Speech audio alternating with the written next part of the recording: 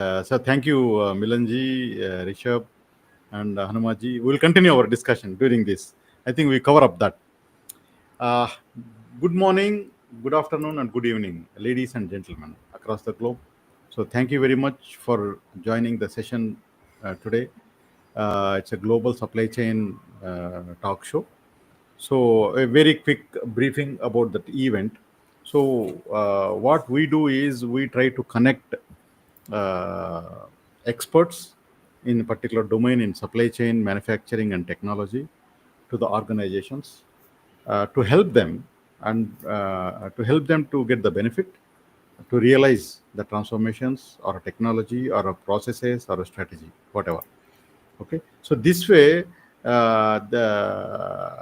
they can clear their doubts, or they can take help from any experts, whoever is talking or something in the events.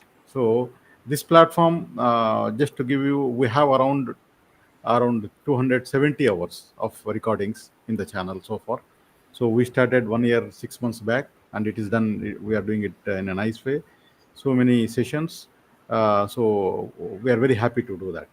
So, so thank you, ladies and gentlemen, everybody joining the session today. I would like to start the show with a brief introduction about the executive panel.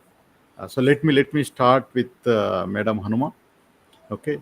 So Hanuma Pogaru is Director of Supply Chain Transformation from Capgemini Invent. So welcome, Hanumaji. Thank you very much. Thank you.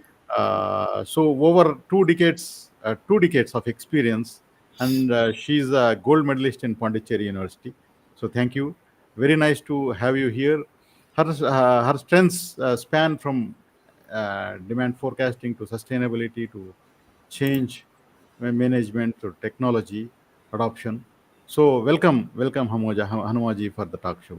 Thank you. Thank you, Abdul, having me here. And Yeah. yeah, good morning, good afternoon, good evening, whoever has joined across the globe. Yeah. So I would like to invite Mr. Milan Vyasji.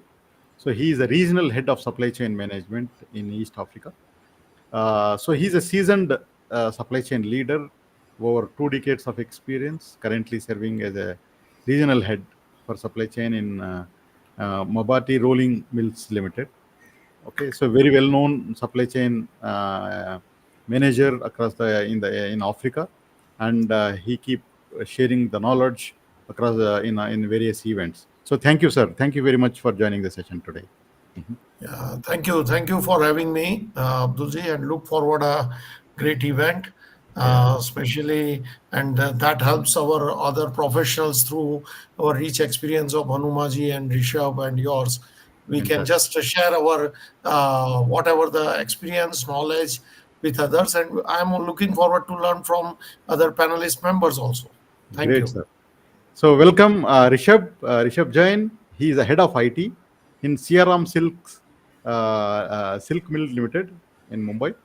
So he is a dynamic and result-oriented IT professional, over 16 years of experience. He is leading IT for the large milling company. Okay, the silk mill company. Okay, so thank you, Rishabh, for joining the session today. I think you made it on the right time to home. Thank Okay. you, Abdul, for giving me this opportunity. Mhm. And good afternoon, everyone, and whoever has joined today. So, I hope we have a very good interaction today, and I can also learn with the our co-panelists today, because this is the opportunity to Mhm. learning with the peers. Yeah. So let us start, okay, the discussion. Let us make it easy, because the technology is everywhere. If somebody wants to learn AI applications and their industry things, you have enough channels. What you don't get is advice: how to start, how to complete it, how to get the benefit of the AI. Okay, this is what we are going to discuss today. Sir, let us start as a first thing. Okay, so what is in CEO's mind, in especially the mid-size or a larger or a smaller organization? Every CEO is smart enough to know that AI is a most important revolution which is happening now. Okay, so everybody knows. So let us start with one question. Okay. So what do you think all the CEOs understand the value of AI, and they did do they understand how to use AI for their organization? So what do you think? So let us start with very simple question. So Hanumaji, what do you think? Uh, mhm. So, this is a very great question to start with. Like you mentioned, you started the conversation. Across the globe, most of the organizations, whether it's a mid-sized or a large-sized organizations, in last 1 year, most of the people have realized the value that AI can deliver. But the major question that is coming to their mind is whether in my current situation, whether this AI, whether different levels of AI are there, but with this adoption of this AI, will I be able to really get the intended results? That is the first question that they have in mind in their context and their situation. And do, because of different cost pressures that are happening across the world and across the globe with the changing situations, whether the invested money that they are going to put in adoption of AI or implementing the AI, will they get the return on investment, and whether they receive the desired benefits? I think these are the major questions that they are wondering about, and how they have to start, where they have to start. So again, um, and whether their organizations are ready to start the journey or not. So to do this, there are multiple organizations they can start supporting, right? There are multiple consulting organizations like Capgemini, Invent, and all, where you can have a complete design of AI strategy to start with, considering their existing environment, Mhm. by analyzing whether their data strategy is in place, whether they have the infrastructure in place, or where they have to start exactly based on the readiness assessment. I think if that they do that, and based on their organization identify the right use cases that they can start with, the organizations can, based on the benefits reaped itself, they don't have to put additional cost from their organization, but the benefits that they reaped, that can go into further developing and scaling up the organization. I think these are the Fantastic. things that the Fantastic. CEO should Yeah. need to So take care. fantastic. So what do you think, Milanji? What is going on in the minds of CEO? So what should be any CEO thinking at this moment of time? Okay, what to do with AI for his organization or her organization? Yeah. See, am I audible? Yep. Yep. Yeah. You are. Yeah. Okay. So I agree with Hanumaji about this, but we have to understand the real fact. Yeah. The speed of change has never before been this fast, and it will never slow again also. Yeah. So world is changing extremely very fast, and we are likely to see more changes in the next 10 years as compared to the last 250 years. And we live in the time of great promises but also great uncertainties. So every CEO believes very clearly that we are living in the world called volatile, yeah, which is the best word to describe today's global marketplace. So from the supply chain perspective, if I can see, okay, we are continuously from 2019, from the COVID times and this thing, we have seen so many disruptions, like from a factory shutdowns in China to container backlogs in Los Angeles, or from semiconductor changes to shipping delays and demand fluctuations across the world. So disruptions ripple unpredictably and exponentially, so which impact the every link of global supply chain, starting from raw material to the finished goods and to the final consumers. So every CEO knows that.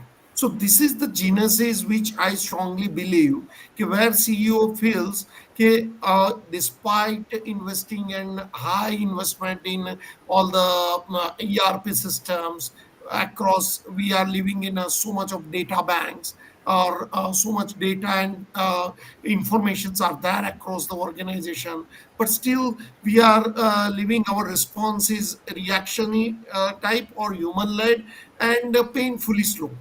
So, despite investment of dashboards, analytics, and fundamental truth persist, कि today's supply chain are largely managed but not intelligent. So we all CEOs and supply chain leaders have to adapt that. Okay, traditionally, we sought to achieve extremely lean operations like minimize cost, improve efficiency, blah blah blah. But today, then they need to predict, prepare, and respond quickly and more faster way to evolving demand of consumers and continually changing product and channel mix. So I, like you, one of my friend always ask me, yeah, Milan, what do you think to run successful supply chain or successful business in the current era? So I always says you need only two things. One is crystal ball and one is magic wand. A crystal ball to predict price, demand, weather, commodity markets, and geopolitical shocks, and a magical wand to solve every daily chaos, like every target on sales, margin, resilience, sustainability, you name it, and which make sure that everything falls in a place magically together to achieve desired business results. So, unfortunately, but crystal ball and magic wand are out of stock. And according to ChatGPT, they will be available after 1st September 2053. So, what is the plan B for the success for any CEOs? And plan B is a digital technology, which is called AI and now agentic AI also, which Whatever. will create or play like a crystal ball and magic wand. Perfect. Excellent. So great start, Hanumaji and Milanji. Thank you. Yeah. Rishabh, you are living in a manufacturing unit. Okay. So what do you think to start with?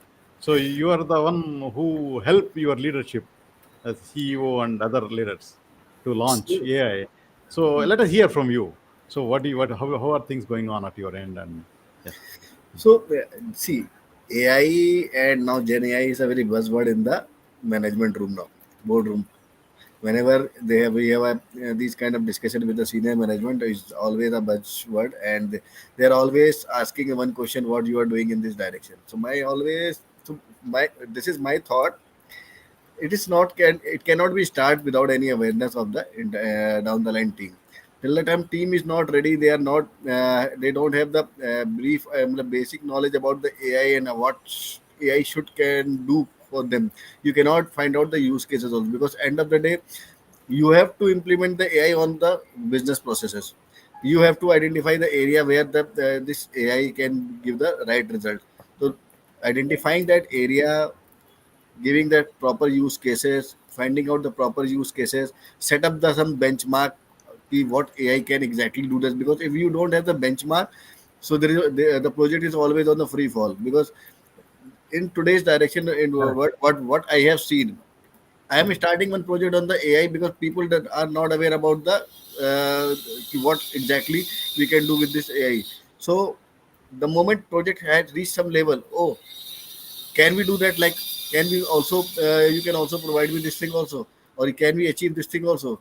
So suddenly the you can say the expectation gets changed with the AI. So we have to create some benchmark also for create a so close one project or create some deadline.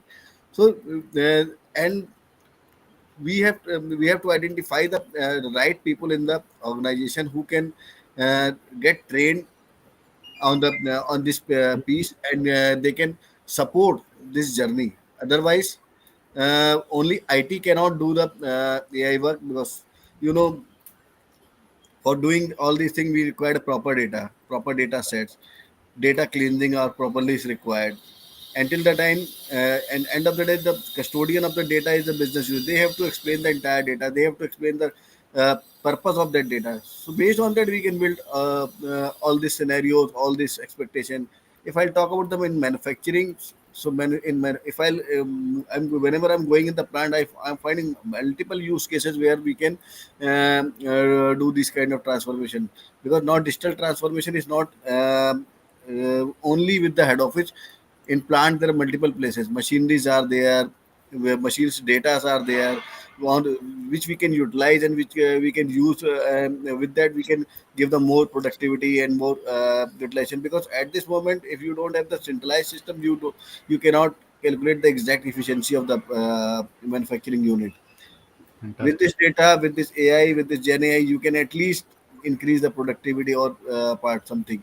So this is the my thought. Excellent. Yep. I think we covered very nicely. So what let me just add something here. My experience with so many manufacturing and supply chain organizations, working as a manager or a senior leader, and then the consultant, technology leader. Okay. So what I see is each company, whether it is a supply chain organization or a manufacturing unit, are different to another one by itself, by its operations or whatever. Okay. So we cannot, organization cannot compare what other people are doing and what we should do. Okay. So people, what I see in general is, let us say, industry best practices. Do you have an industry experience? Actually that is not correct. Okay. Because within the industry, within the company to company, there are so many other variable things. Okay. So if you just take copy what other company is doing to your company, it's not going to add value a lot, so much. Okay. So as Rishabh said, so it's how the value of AI or any other technology adds value to your processes. Can any process be eliminated? Can we optimize the process, or complete restructure the whole process, re-engineer the whole process? How it is done? So we need to think at the zero level to make sure that we put a right footprint. Don't try to jump and do adopt AI as it is. So do some homework, what is required for you, and how things to be organized, and then build the foundation first. Then you just at least understand what is the foundation required, and then build on top of it. Now here, my experience with the companies is, still every CEO understands AI is needed, and they are very excited about it. Okay. But it is not enough. So to do AI, typically IT technology is considered as an expense, not as an investment. At least mid-sized companies. Okay. So now the trend has changed. If you consider this as an investment, okay, so then it will start giving you the results. So that's how we need to take it forward. So very nice way to introduce the session. So let us talk about some interesting things in the supply chain. So, for the benefit of doubt, what is supply chain and what is manufacturer? Okay, so let me give one slide, so which is common for all. Okay, so I can just share my screen if it is possible. Uh, so let me share. If you are able to see the screen, just let me know. Are you able to see the screen? Not yet. No. Okay. Mhm. So let me share it again.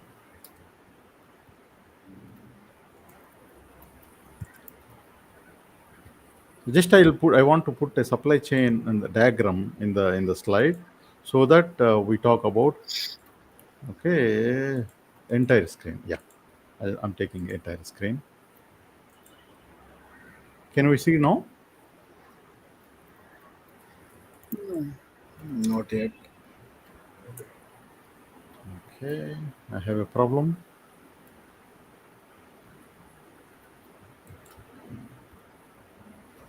Is it coming or no? No. Sorry. No, it's coming. No, not. Now Yeah. it's coming. Mm. Now. Can you see Yeah. it? Yeah. Yes. Yeah. So I would like Yeah. to start the discussion, just to put it, what is supply chain and how the whole supply chain works. Okay. So this is anybody, you can participate in that. Okay. So when we talk about typical supply chain, okay, so we have a manufacturing unit. It's a typical supply chain. A manufacturing unit or an assembly or whatever type of manufacturing. Then you have a tier one suppliers. Then you have a tier two suppliers. Then you have tier one customers and tier two customers, and then end customer, whatever. Okay. So this whole supply chain differ from one company to another company, how they operate. Okay. So we have a business processes for inbound supply chain, which is procurement, the inbound operations and all, the outbound operations in the supply chain, and then within the manufacturing units. Now, so with this context of supply chain and manufacturing, okay, I would like to ask Milanji. So, how, like, when you talk about upstream supply chain, what do you think? Where the AI can be applied and how can we do that? Let us talk about application part of it. Yeah. hmm I'll just stop. Yeah. See, I like, yeah. So according to me, supply chain is not only we can consider to deliver the goods from point A to hmm point B. It's much more than logistics and procurement and this. So I strongly believe it is about strategy, collaboration, and leveraging technology to deliver the right product to the right place at the right time while optimizing cost, than improving quality and ensuring sustainability. I think this is the philosophy of the supply chain in the current era. Yeah, because that equation of right place at the right time, at the right quality or right price, that seems very good in reading in the books, but very Right. complex in the practical world. Yeah, so in that manner, if we would like to understand from the CEO's perspective or the business perspective, we require for the upstream basically what kind of predictable analysis or predictability from the customer perspective as well as from the demand perspective. If the supply chain leaders can know and predict very well aware, then it would be helpful hmm for the organization, and that is the need of an hour today. Yeah. So where I strongly believe AI and agentic AI can play a big role in that of the demand predictiveness and analytics, and where we can find out the demand and the forecast of all the disruptions well in advance so that we can ready with the mitigation plan. Yeah, because in the traditional system with the human intervention, it is very difficult because we have a limitation about it. Okay, how to optimize routes in terms of any disaster or this, and the current example of Red Sea in 2024 beginning, that is the biggest example where we can find out okay, so many disruption happened due to inventory area as well as the shipping of vessels as well as optimizing routes in that manner where the AI can help us to deliver the things. And the best example is like DHL. DHL is a live example where they quickly route their vessels and their ships within 45 minutes, which human has a limitation. So I strongly believe these are the areas where AI can work upon. The another example is the biggest example is Walmart, according to me, where Walmart has revamped its global supply chain using real-time AI systems, where shopper grabs the last-minute bottle of shampoo or a cream or any sunscreen at a Walmart shelf. Immediately, it gives the message to the Amazon or their supplier so that they are tapping up into a fast AI powered supply chain. Yeah. So just in time philosophy is now outdated after COVID, but built to move goods quickly, cut down the waste, and keep shelves stocked is the goal of a simple goal of our business to get the right product at the right customer as efficiently as possible. Another example is Amazon also. I believe in a real world success stories. It is not like that in a books or in a theoretical way we can say AI can help or not. But like Amazon use AI to automate its entire supply chain from demand forecasting to the warehouse robotics to the last mile delivery. Like AI driven systems predict what products customer will want, where to store it as of from the geographically best location, and how to price them with dynamically, which boost their efficiency and reducing delivery time to hours. So reinvention results at higher margin, reduce inventory cost, and enable customer satisfaction. So I think these are the parameters any business or any CEO wants it. And if we work in that direction, that will help for any supply Perfect, sir. chain Perfect. leaders. I think you gave a very nice examples. So let me just make it more granular. Okay, so if I would like to summarize and make it more granular, the first step in any supply chain or any manufacturing organization is to do the demand forecasting. Okay, so the demand forecasting, it traditionally is always a challenge for the organizations to predict what is going to come or come. There are so many variables. So usually the organizations use simple models without AI. Okay, so because it's almost not easy to do that. Okay, so you predict, and then you apply some seasonalities, and then do, for example, if you are doing an exponential smoothing, alpha value, what is the value of alpha, what is the value of these things, always a Yeah. problem. Now when we were doing it manually, so it's always like we used to assume like alpha is zero point 0.1 and then do it. Now these parameters also can be calculated by AI, so which we did it recently, kind of thing. So demand forecasting, then subsequently the followed by the demand planning, predicting the variances, and then you have the inbound logistics, especially for the risk, supply chain risk, especially for the inbound from supplier side. So you can predict risk, what is going for your organizations, like ETA can be predicted from a particular supplier based on historical data, kind of thing. Very very simple use cases to help the inbound supply chain part. Hanumaji, you are experienced in demand forecasting and other stuff. Okay, so what do you think? So just to make it more granular, so when somebody is hearing us, so they can take it and use for their company. Yeah. So Hmm. I will talk more from the demand. So planning is a very important aspect, right? Hmm. So demand planning is one of the key areas, and supply planning is also one of the key areas, and Hmm. then joining that sales and operations planning or integrated planning. Hmm. But if we go to demand planning, part of it, you have a statistical way of forecasting and then changing those elements back into, with other inputs like your pricing, promotions, those kind of elements that will come in.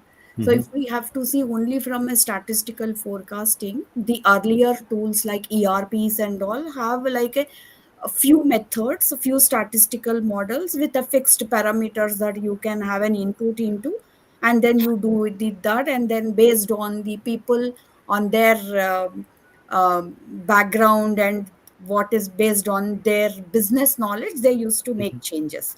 Hmm. Now AI coming into picture, there are a lot of things that you can do as a part of demand sensing and as a part of forecasting as well. So demand sensing primarily, if you are in a retail environment or a manufacturing environment, for example, like a Hmm. FMCG goods, fast Hmm. moving consumer goods, which are dependent on, your weather, temperature, and all these things. So based on the live information, you can actually do the demand sensing, how that has an impact on the demand aspects of it, or events, for example, right? If you are conducting a specific like a cricket or a football events are there, right? And you are promoting your product based on that. So depending on the location and the type of event and based on the customers, so you can also have these kind of predictability components that can enter into your demand forecasting. Apart from that, also from the customer side, like how what are the customer preferences, how they are looking at a particular product in terms of, customer behavior analytics or a social media analytics. So all these elements that you can bring into as a part of demand sensing, which will have a demand planning impact. That's from the external input. If you see from the demand planning itself, like Abdul, you have already mentioned that, auto prediction of the variables, or even, when you have to replan based on, what are the inputs that you are getting. So this is from the demand planning side, how frequently you have to correct based on the inputs that you are getting. If you see from the supply side of it, because both have an impact on your manufacturing, supply side of it, supply risk management is one of the Apply key this. topics. So where, supplier risks is one in terms of their delivery lead times, or their financial stability based on the countries. Like we are seeing a lot of geopolitical situations that are having an impact on the company's presence and whether they are viable, not viable, those kind of things, right? So that supplier risk elements that you can bring in. The other thing that you can also bring in is also, if there is a specific event or a disruption, like we have seen COVID-19 or other things that Milan talked about in terms of disruption, in terms of logistics, right? How you can predict it and bring those elements also into this is external events. One is your own suppliers, but the risk of having, finding alternate suppliers or so, you need all these parameters to see where you have to base your suppliers into. So all these elements that come together into your supply planning, then see in terms of, you have alternate materials, new materials, again sustainability component that comes into place in terms of where, what are the sustainable materials that are replacing the current materials, right? Because if you take a steel, they are talking about green steel. If you are talking about packaging, they are talking about green packaging, no plastic, no single time use plastic. There are a lot of regulations coming. So to keep all this step, that external information along with your internal information in terms of what is your inventory, what is your production capacity, all these things will help in your supply chain, supply planning. So I think these two will have an impact on finally what you are going to manufacture. Yeah, I think it's very, very important start of the discussion. So we talk about demand forecasting with the demand sensing, which AI can do it very nicely, and then you do the all parameter calculations, seasonality, and then it can do very nice predictions, and then combine all these together. You can have a meaningful the demand plans. Okay. So once you have a meaningful demand plans supported by AI models, you can apply your human knowledge. You cannot eliminate that. AI will not do everything. So it will give you a good base for you to take a right decisions. Then what happens is you have your supplier risks, innovation, the product raw material, alternate raw material innovation, and all entire supply part will be directly or indirectly affected by AI in a positive way. Okay, so then this is a beginning. So any company who wants to adopt AI, I think this is where you need to start. You start from the demand. Are you getting the best out of the demand part? Then you go across the supply chain, find the appropriate use cases for your particular organization, and then give them weightage, what to do and how can we do it, kind of thing. First you come up with all initiatives. Okay, so Rishabh ji, Hmm. anything in this, the forecasting, the demand sensing, and the supplier part. So what do you think, because you are into this very, very dynamic organization, where how do you see that going on? Mhm. So most of the things Milanji and Hanmaji has already covered about the demand and planning, because the thing is that majorly seasonalities and all the external and internal factors are already covered. So another part is once we rightly predict the demand and we can make a plan accordingly, so we can do the capacity planning also. Because this is another area where it's very important for the capacity planning. Because if the demand is high, so how we can reverse back our production, how we can go back to the make a plan to do the production planning as well as for the for the further supply chain. This is the another area which will with the help of demand and forecasting we can able to manage this part. And our end goal is to uh, reduce the stock out, and how we can give the maximum or you can say uh, flexibility to for the giving the stock to the business. So this is the main our end goal. Excellent. I think you open the door for the next topic, okay, which is inventory. Okay, so in supply chain and manufacturing, one of the most important part of the most important component is inventory. So where to store inventory, how you manage inventory, when you buy it, okay, so when you transfer it, efficiencies, everything is revolves around inventory. So Milanji, so inventory optimization, whether start from the inbound part, okay, so right from procurement, sizing, order quantities, order frequencies, okay, and then the shipment size, okay, larger shipment, smaller shipment, kind of thing, right, all the way to the manufacturing unit, okay. So coming and then how much you want to buy, what you want to store. I think inventory optimization for especially raw materials is one of the key area for any supply chain. So I would like to understand, because you are a practical practitioner in supply chain. So what do you foresee that there is a tremendous optimization opportunity for every supply chain and manufacturing companies? How do you see people start making use cases out of this? Yeah.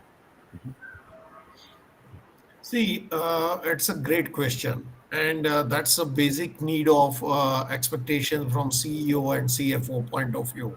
So I strongly believe, though when I started my career, like after 28 years, we are in supply chain leaders are not a good storytellers. Yeah, we are very inbound and introspect persons, where we and as compared to our sales team guys or sales professionals or sales colleagues, they are very good storytellers to the organization, to CEO and CFO. So I believe that we should come out of that, and we should be how to supply chain is a great enabler to the business, and add more value to the business. That is important. And for that, we have to remove our jargons of SKU, inventory optimization, inventory DOH, and those things. But these are the key parameters or KPIs which reflect into the P&L. Yeah. So I strongly believe that any business or any CEOs wants basically three parameters.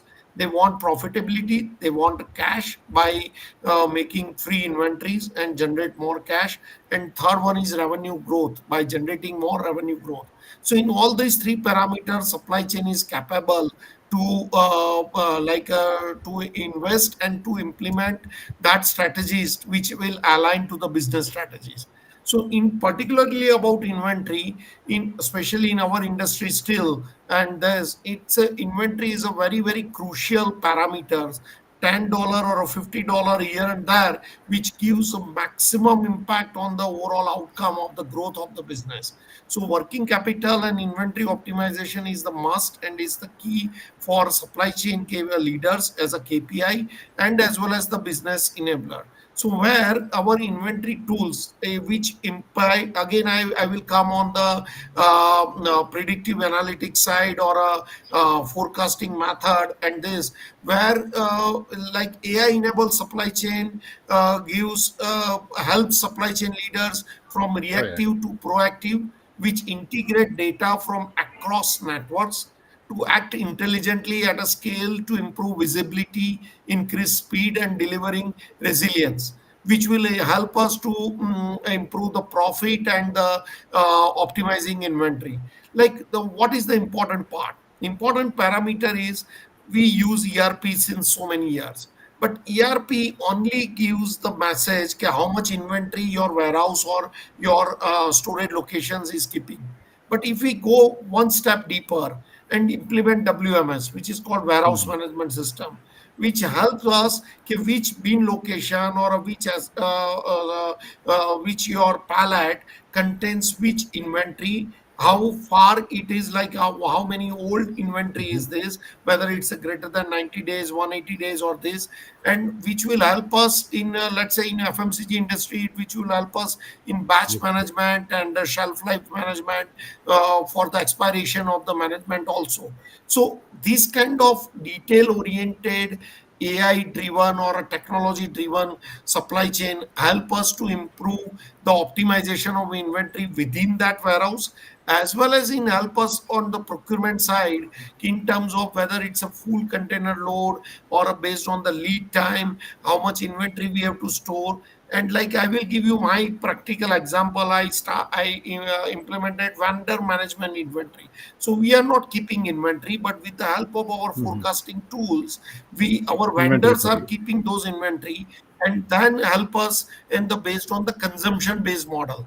Yeah. So what in the nutshell, what I would like to say as a supply chain leader, one size fits for all will not work in our area now. So we have to open for the multiple options, starting from the forecasting, demand planning, and as well as from the procurement side, what kind of minimum order level and what are the vendor management inventory concepts we can apply.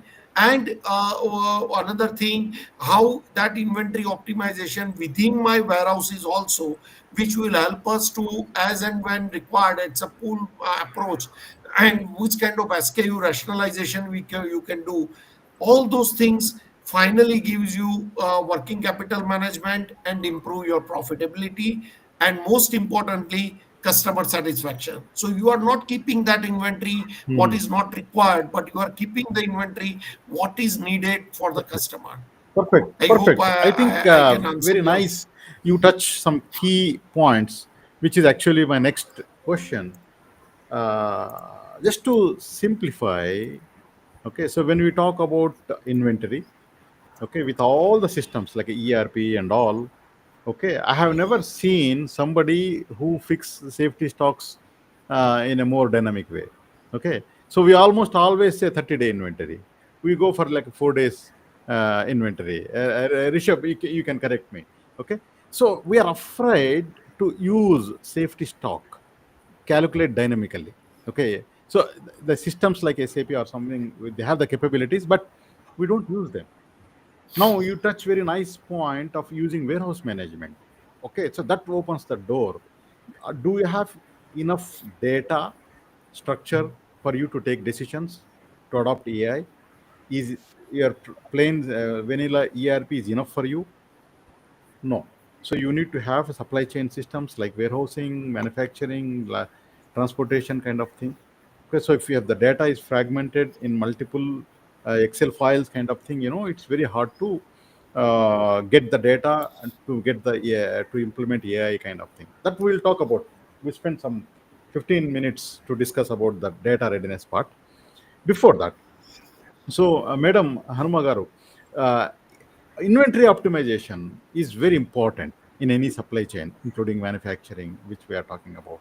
Okay, so there is tremendous scope for not only for the particular organization, it is for the industry and also for the economy. So, doing these principles, okay, so largely help company, industry, and also the country to plan the overall inventory, what is required, and then accordingly everybody get the benefit out of it. Okay, so it's a win-win for everybody. So what do you think, how to position this AI adoption for the inventory optimization? Yeah, in your opinion. Okay, so maybe I will take uh, like two types of examples based on the companies, right? There are like luxury companies when they say that they want to have the product on the shelf, right? Definitely, because that is what the customer expects, the uniqueness and the product. So in that case, the way that you optimize your supply chain would be different from your regular FMCG products, where service level is relatively less important compared to the luxury brands and all. And again, what you promise as a company to the customers, right? So if different pack sizes, different type varieties that you have, so what is that customer service level that you want to maintain as a company? What is your objective? What is your strategy? That plays an important role in terms of defining the inventory. But of course, inventory optimization is very, very critical across multiple levels. So I would talk about multiple levels here. So one is, at a you are a shop floor level or a factory level, where you will have your work in progress inventory in terms of raw materials and semi finished finished goods.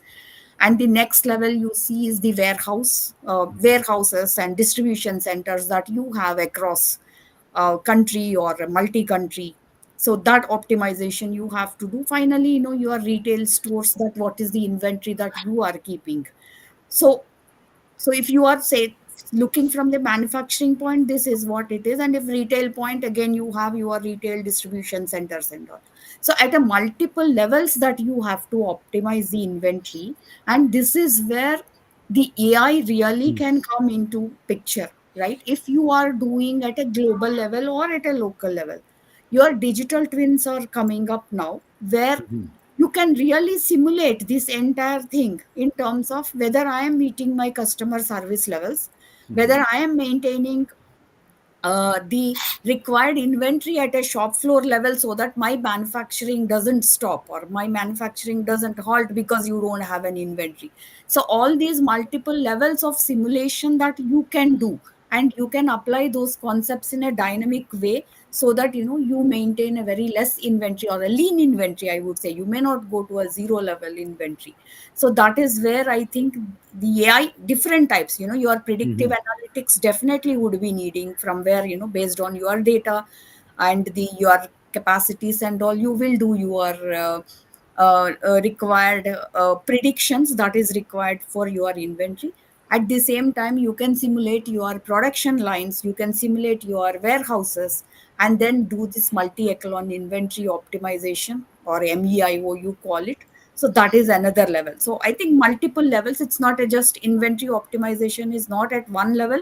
Organizations have to look at all the levels, so that they minimize the minimum inventory, maintain your service level, customer service level that you promise.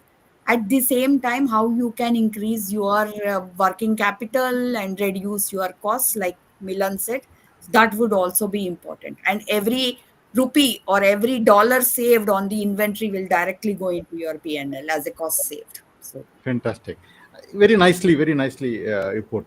So, right from designing the customer service levels based on the type of product you decide, and then you come up with all the storage locations in the supply chain, and then you optimize the whole supply chain like a digital twin, the supply chain digital twin kind of thing. Then it will help you to do some kind of simulations, and also do inventory predictions properly, put the parameters dynamically, and then you can optimize the whole you can optimize the inventory in a holistic manner, not in the bits and pieces. So this will definitely have a the cost reductions, the increase in the service levels, and also the process flows will be improved seamlessly. I think that's a great thing. So there are challenges for that. Okay, it's not only technology, it's about the people have a right mindset, do have a decision makers adapted to this. We talk about at the end. Okay, so and then we talk about change management and all as we go on. So let us hear from Rishabh ji. So you are already living, I know you are trying to do optimization in your company. Okay, so and then one of the challenge you have is the inventory optimization.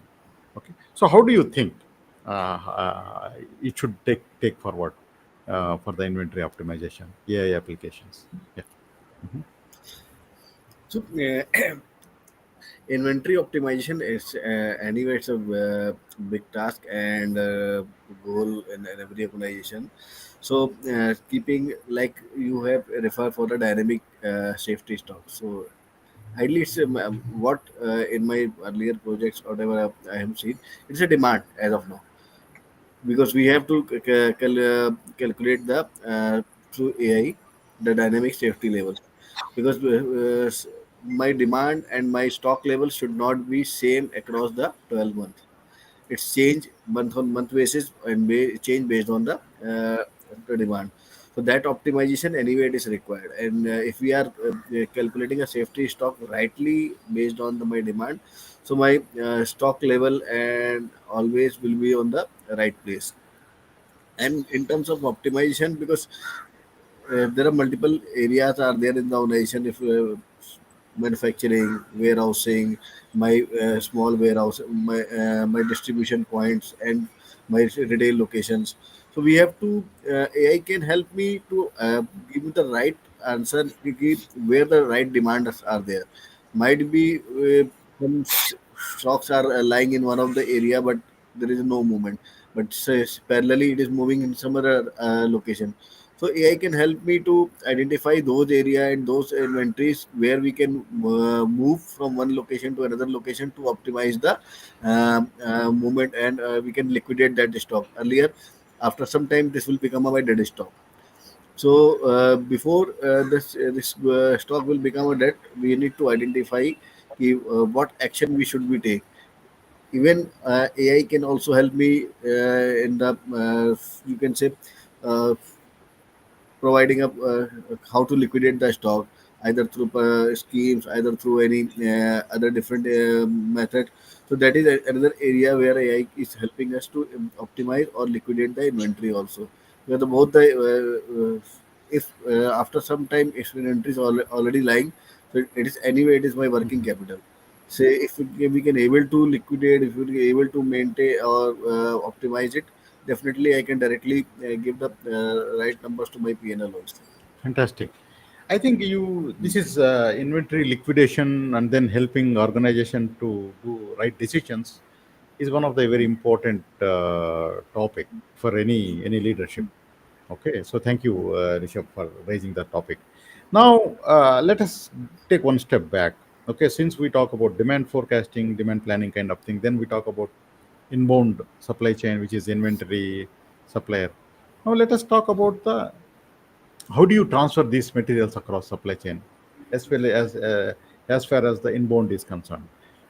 I see one is the network optimization for the inbound supply chains, and then maybe you can do like a supply chain optimization and all, also any other logic along with AI to do that. So the transportation optimization for inbound. So these are the two areas where AI can be very effectively addressed.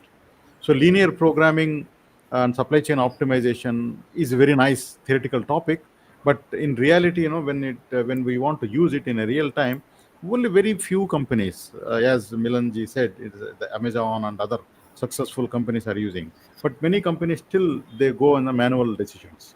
So supply chain optimization is one of the key area which can be used to optimize the inbound supply chain. Okay, so very quickly talk about this topic, and then we go to the next topic, which is very important, the manufacturing, and then we talk about the readiness. Hanumaji, can you quickly talk about this part, the network optimization, and then followed by Milanji? Yeah. Yeah, so network optimization is very, very crucial because I myself have done for few customers when I have done it, but it's not gaining as much as importance because it's a completely dynamic in nature. So it's Yeah. not that you do once and then you say that okay, I will do the same, I will keep it the same, right? Depending on the market conditions that are changing and depending on your company situation, you may have to do the optimization once again, maybe every 3 years or every 2 years, depending on your situation and the frequency with which you change your products as well, right? Because based on your product life cycle also, the amount of inventory that you are going to keep throughout your network will change, right? So I think that is where the network optimization plays very important role as a part of taking decisions, what kind of inventory that you maintain across this network, both from the supply side, that means your raw material and all, as well as the finished goods, right? It's not just only one part, either supply side or Yeah, distribution side. both And ways. then that's also important across the value chains, across the manufacturing network also, where you have to maintain your raw materials, so that you don't have to maintain at multiple locations. So which location you want to store your inventory so that it is optimized and still you will reduce the costs from your supply side. And from distribution side, again, the locations play very important role apart from the amount of inventory that you carry. Where exactly you have to keep your distribution centers, where you have to keep your whether national, regional distribution centers, whether you want to keep, like for example, vendor managed inventory is there. So you have to decide in terms of how many customers are there, whether you need to have at a customer location or maybe somewhere nearby covering 2 3 customers, but still you do that consumption, you give that facility of consumption based. So all these, it's not just one parameter or two parameters. When you go for a network optimization, multiple parameters that go into uh, doing this kind of analysis. But yeah, again I said, it's not just one time and then so it's not This one is, thing kind of a yeah, thing. You need to have that frequency to revisit uh, again and again depending on the policies you change. Strategic level or tactical level, maybe you can do once do it in once. 2 years or three Yeah. years And operational level, that is where your You digital have to do twins, it. Yeah. and like Rishabh mentioned, the inventory allocation plays a key role, right? So depending on your demand sensing parameters, your promotion parameters, or you want to liquidate your inventory, how you can allocate between the inventory. So these are again, analytics and digital twins can help you there on day-to-day operations. Correct, correct. Very nicely said. For the long-term strategic decisions, like where to construct your warehouses, where to have your manufacturing units, so you can do supply chain optimization algorithm once in a while, like once in 3 years, once in 2 years, or whenever you want to do any capacity enhancements projects kind of thing. But if you want to run on a day-to-day basis, so across the entire supply chain, so because of the AI and other supply chain optimization tools, you can really have an optimized plan for the entire supply chain. Like you have a multiple links, and then we have a different type of trucks, a different type of quantities you want to transfer, the pricing, the cost of product at each manufacturing unit, warehouse. All these parameters, all you need to do is you need to identify them, fix them, and then use AI and the supply chain optimization tools. So it will help to do that. Otherwise, there is a lot of inefficiency Correct. in inbound and outbound supply chain as far as the network optimization is concerned. But still, apart of after all this, very few companies who are successful in supply chain, they are using it. All other companies still they are in a struggling stage. Either they are doing it a heuristic manual basis, or by experience they are doing it. So there is a tremendous opportunity to optimization. Okay, so let us think about that more from the network side. Milanji, there are some questions we will take maybe after this network discussion. There are some interesting topics we'll talk about. So the network optimization, very quickly, just Yeah. throw your thought.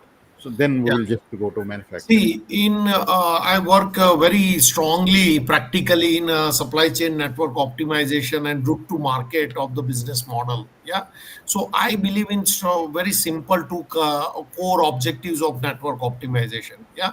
So I strongly believe that a real winner in every industry is the one that one fulfill orders as fast as possible and deliver products to customers rapidly, efficiently, and accurately. Yeah.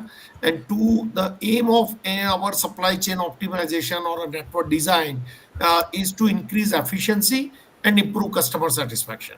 Yeah, by maximizing customer service levels at optimized cost. But as I rightly said, in addition to Umaji said, okay, we have to go in a little deeper. What is our final outcome? Final outcome is customer satisfaction. Yeah. So, but we have to understand, okay, what is today's customer wants. Today's customer wants three C's, like convenience, choice, and comfort. In terms of, like, today's customer wants choice, they want personalization and rapid delivery. They live like in age of convenience. On the tap of one fingertips, they can order, and they want, okay, where to order, when to order, and when to pick up also. Yeah. So we have to managing in a nutshell. We have to manage three C's of convenience, choice, and control of customers.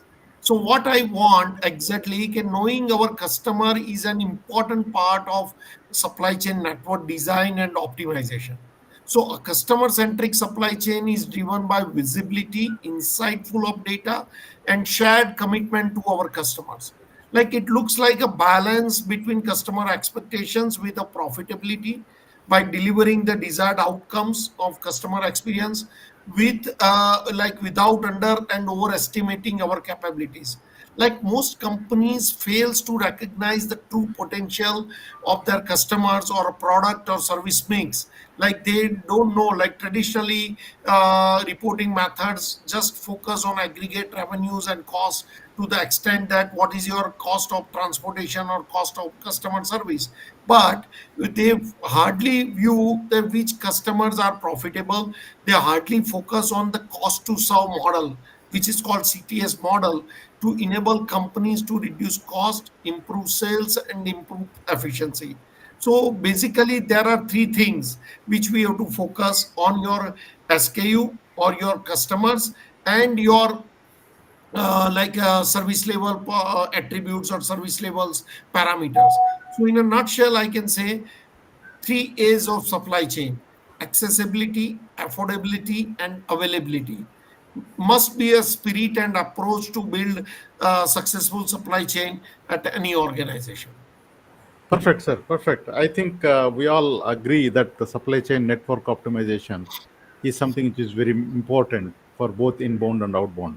So, Rishabh ji, are you how is that? Because you have so many outlets and a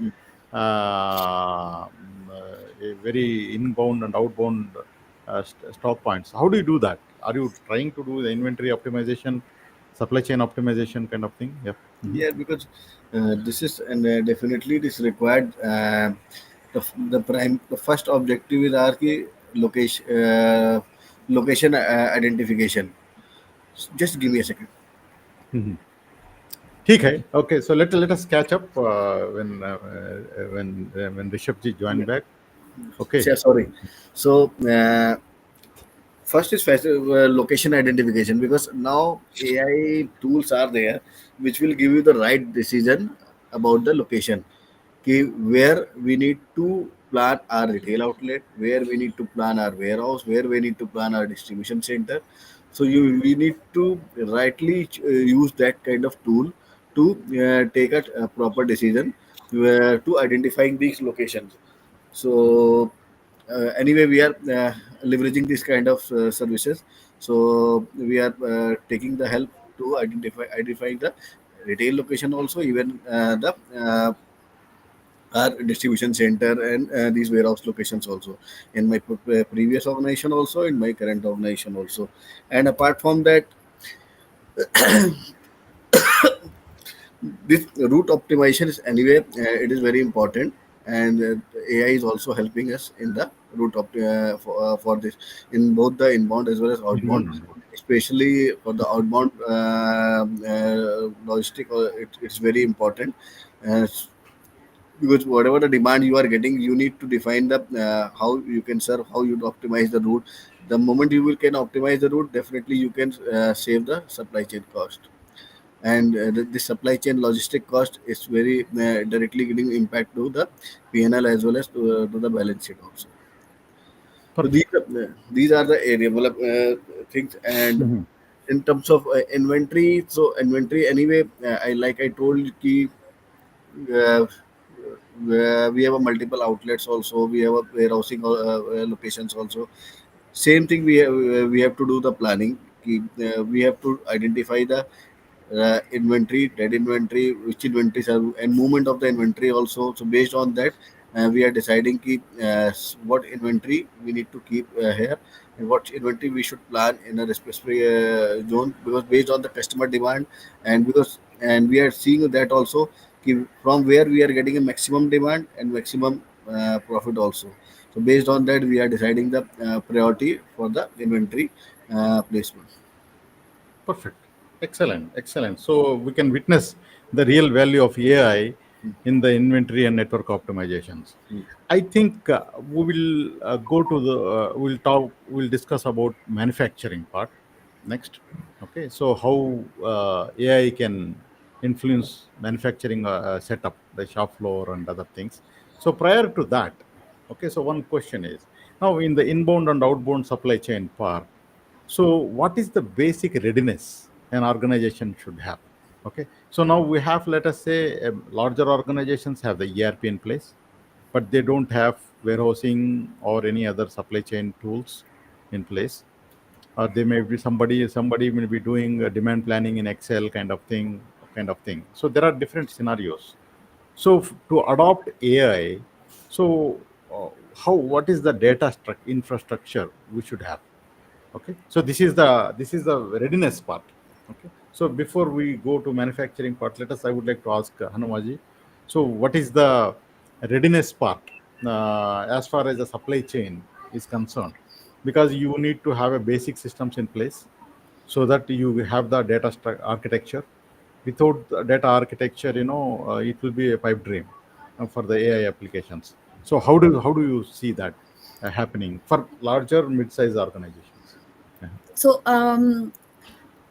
so from the readiness point of view, again, I would like to touch base upon multiple layers that you need to think about, right? It is not that you have systems. Of course, you need to have multiple systems across the value chain, and most of the companies either have a base ERPs and some additional legacy systems if it's a mid-size companies.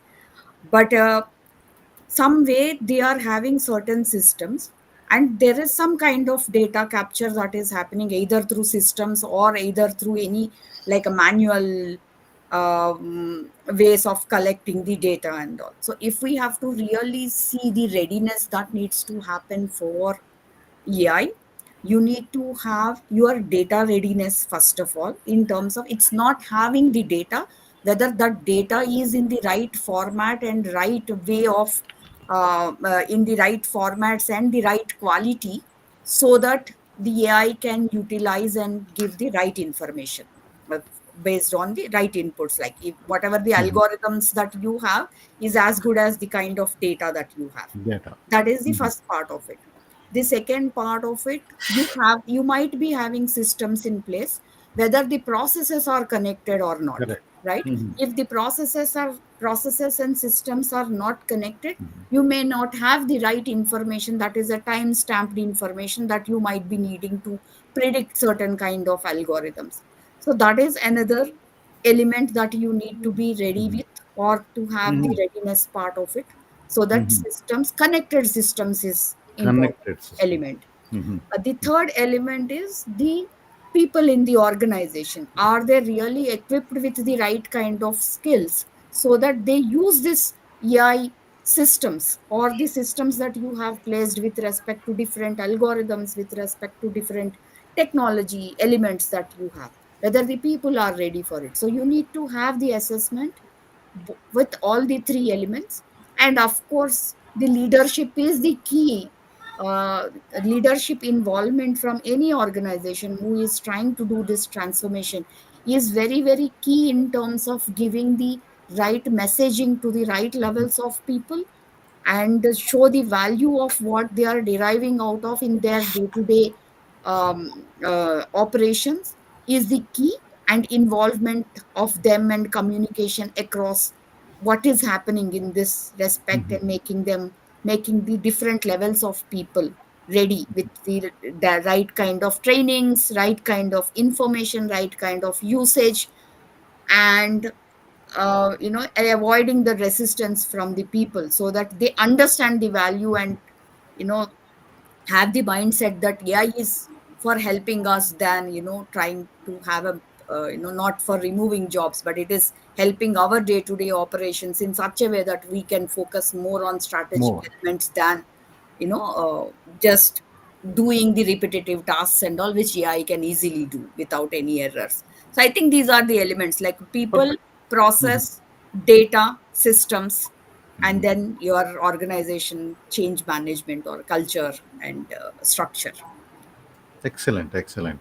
I think you very nicely summarized. So you need to have your basic processes in place, the supporting systems to support the processes, and then you need to have a connected systems. It's not that it's only if it is a disparate systems which don't talk to each other, and then you don't have a process connectivity, it's of no use. So you need to have a connected systems together, the right people, and then the leadership. Very nicely said. Okay, so if you miss any one of it, you will have a problem.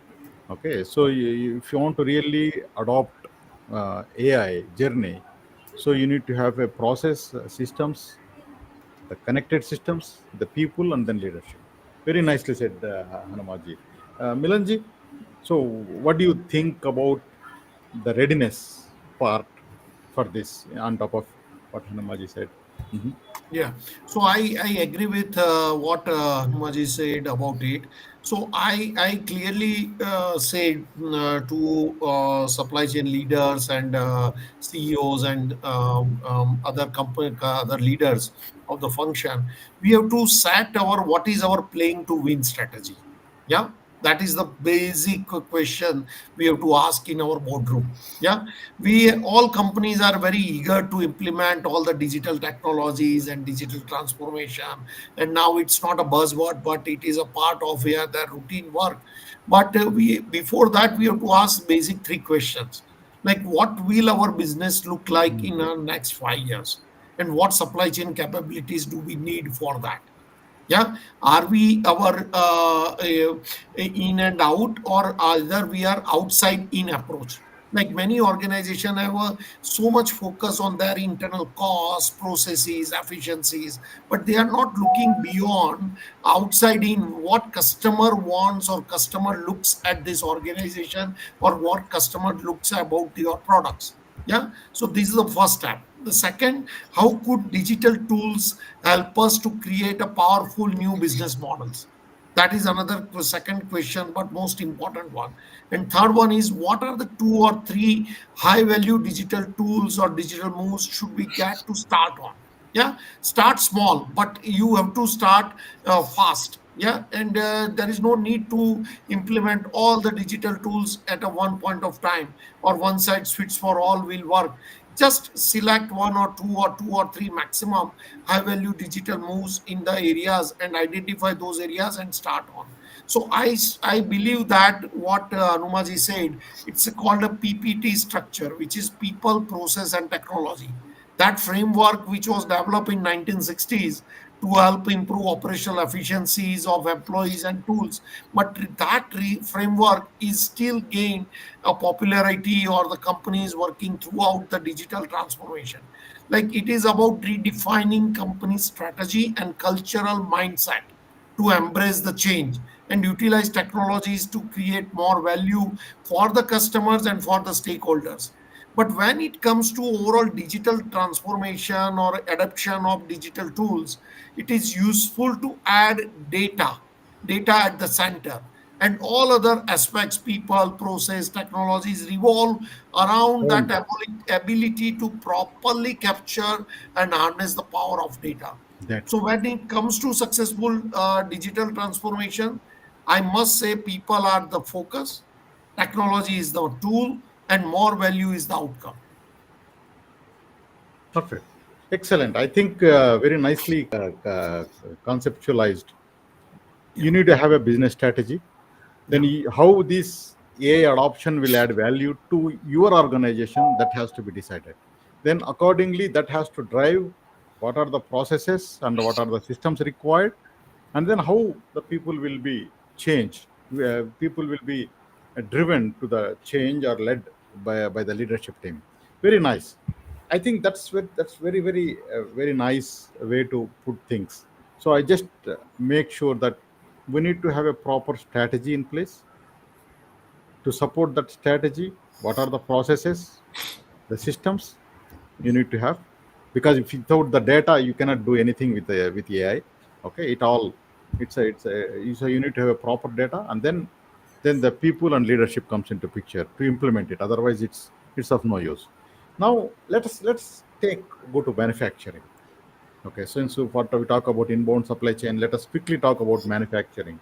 So when we talk about manufacturing, it's completely different thing. Okay, so when you're in the shop floor, each manufacturing unit is different to other manufacturing units in one way or other. So because you have a different age, the machines, so different data sources, different data structures, connectivity challenges. Okay, and then in the shop floors, you have service levels differ, the skills differ. Some machines generate data, some machines don't generate data. Okay, and there are various levels, whether it is a and different systems are used, different protocols used. This whole thing makes very challenging. So manufacturing management, manufacturing operations, supported by quality and then maintenance, these three things are very critical when any manufacturing unit. Okay, so now to use AI in this particular manufacturing segment, okay, it's very important to know what exactly is required, do have a right systems to capture the data, and then what are the models we need to use in alignment with your business strategy. Okay, so Rishabh ji, you are trying to do this. I know you are doing research on this topic. So what do you think? How does that manufacturing part of optimization through AI will evolve? So what is your ideas in this? So for me, first it should be drive, or you can say under the leadership vision as well, because this is a strategic call, and it will come under the strategic and leadership. You can say in their roadmap also, and in their goals also, and.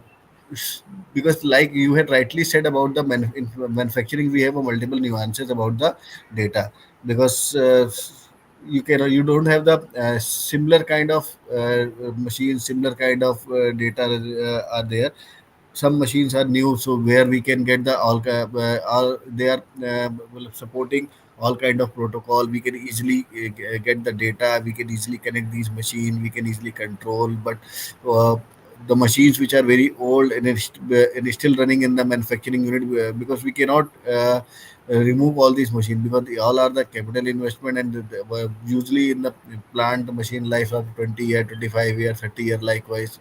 So we cannot throw back, but still we have to use, and we have to utilize, and we have to find out the way to get the data, so we can to add the AI layer, get the right optimization of these machines.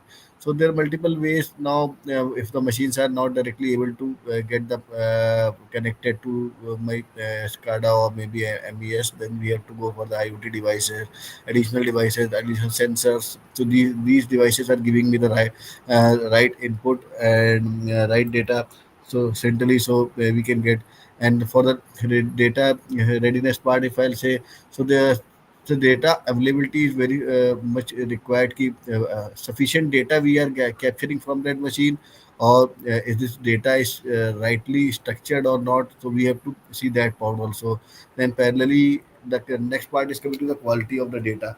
The right quality of data we are getting from this manufacturing unit or not. And accessibility, I already told ki connecting to the machine, this is very important part in manufacturing. And day to day we are facing these kind of challenges in the manufacturing unit. Next part is technology. Which technology we have to use, how to deploy the infrastructure. This is the another, again it's a very critical task for us, because in manufacturing everything we cannot put on the clouds. Some cases we need to go on the edge model, and edge model is why it is required, because the decision at the manufacturing level is very fast. If the decision are not going in the right time, the time gone. And in some cases we are facing some delays in a cloud infrastructure. So we have to see, we have to find out the right infrastructure also to support all these tasks. And then finally, in and another is talent and skill. We have to, this is the very sometime we have to identify the right talent and skill, and we have to encourage all these people to get trained and upskill their knowledge to gain this kind of uh, uh, AI outputs or readiness, AI readiness. So these are the my some takeaways in the plant, and in my past experience where I have seen some see Perfect. these kind of things. Sorry. Perfect. See, in as Rishabh ji said, in manufacturing, Mm. it's all starts with the production scheduling.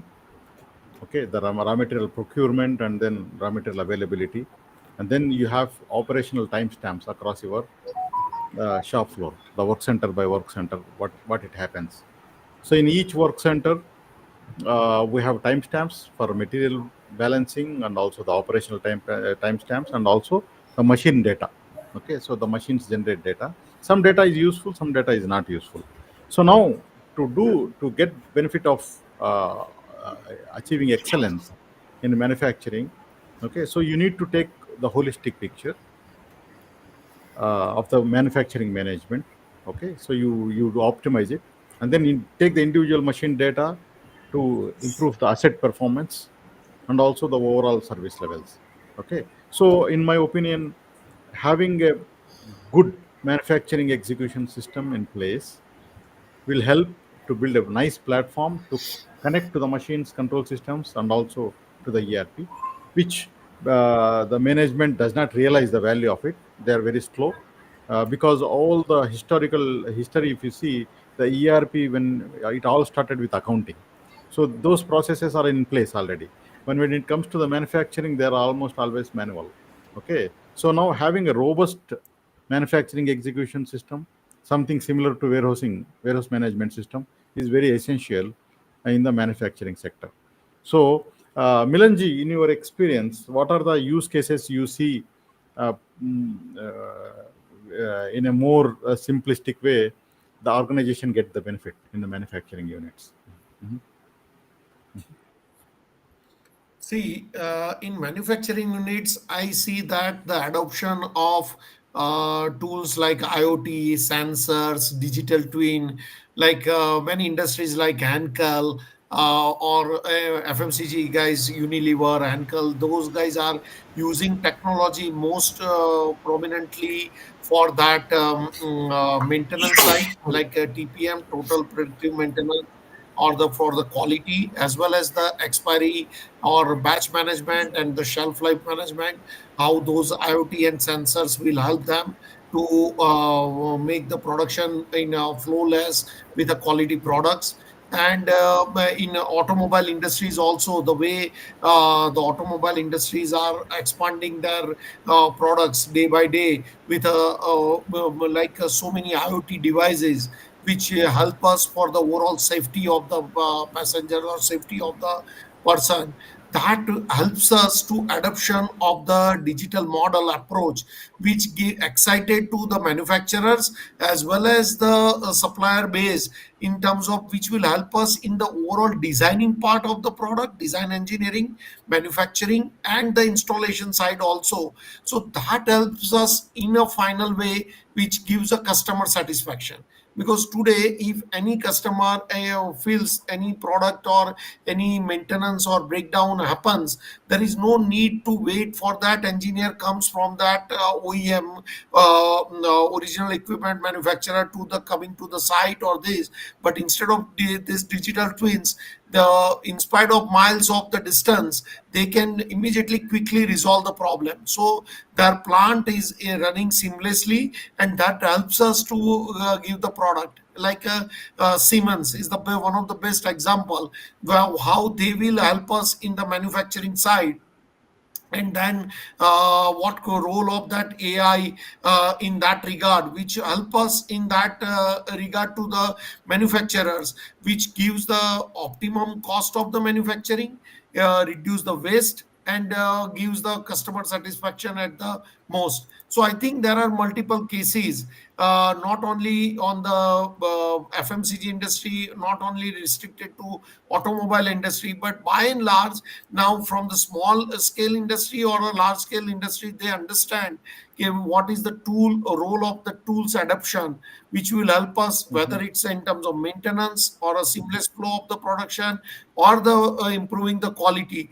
That helps us the overall scenario of end-to-end manufacturing cycles, like and analyze the which will help us in the financial impact, reduce the maintenance cost, gives the revenue growth, and non-financial benefits like enhance the equipment reliability, improve worker safety, as well as the customer satisfaction. So those are the models which I have seen, and which are the tools which will help us in the overall production Fantastic. efficiencies.